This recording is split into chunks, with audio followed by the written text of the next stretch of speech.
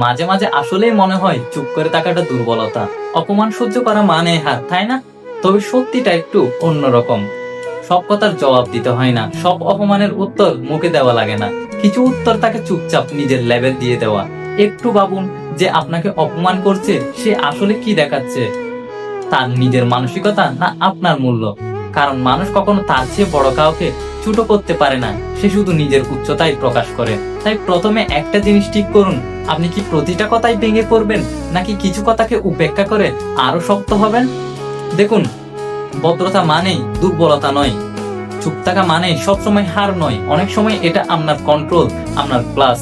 কিন্তু একটা জায়গায় পরিষ্কার থাকুন, অপমান মেনে নেওয়া আর সহ্য করা এক জিনিস না। আপনি শান্ত থাকতে পারেন, কিন্তু যেখানে দরকার সেখানে সীমা টানুন, যেখানে দরকার সেখানে দূরে সরে আসুন।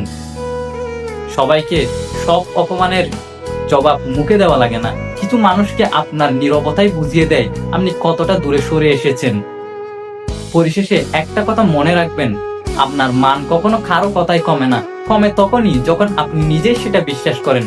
তাই শক্ত থাকুন, শান্ত থাকুন, আর এমন মানুষ হন যাকে অপমান করা যায় কিন্তু কখনো ছোট করা যায় না।